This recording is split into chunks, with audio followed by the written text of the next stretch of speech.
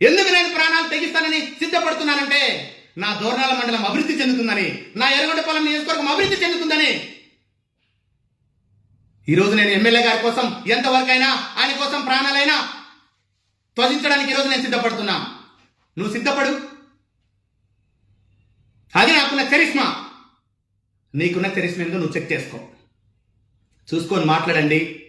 గౌరవంగా రాజకీయాలు చేయాలి. మా ఎమ్మెల్యే గారు చాలా హుందాగా, మా పార్టీ అధినేత జగన్మోహన్ రెడ్డి గారు, మా ఎమ్మెల్యే తాడిపత్రి చంద్రశేఖర్ అన్న గారు, మీరు యువకులు, మంచి భవిష్యత్తు ఉంది, ఆవేశపడకుండా చూసుకొని మాట్లాడండి అనేది చెప్తుంటారు. మీరు మీ పార్టీలో ఒక పుల్లల చెరువు మండల కన్వీనరు, ఒక దళిత ఎమ్మెల్యేని చూడకుండా గ్రామాలకు వచ్చి నిన్ను కొడతాము, చరుస్తామంటే దానికి మేము ప్రెస్ మీట్లు పెట్టి మీరు ధరిస్తే మేము ఖాళీగా మేము చెప్పామే తప్పక. మొదలు పెట్టింది మీరు, మీ పార్టీ పుల్లల చెరువు మండల నాయకుడు. నోరు అదుపులో పెట్టుకోమని చెప్పాల్సింది మీ పుల్లల చెరువు మండల నాయకుడిని, మమ్మల్ని కాదు.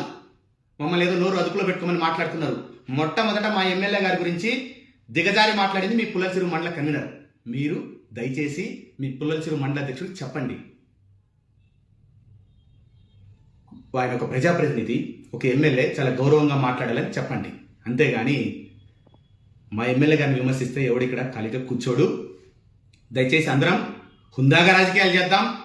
మీకు చేతనైతే ఇంకా 2 సంవత్సరాలు ఉంది. దోర్నాల మండలంలో ఎంత అభివృద్ధి చేస్తారో చేయండి, సంతోషపడతాం. మేము ఇంకా మిమ్మల్ని అభినందిస్తాం. అంతే తప్పక పిల్ల బచ్చగాళ్ళు, చిట్టెలుకులు అంటే ఊరుకోం.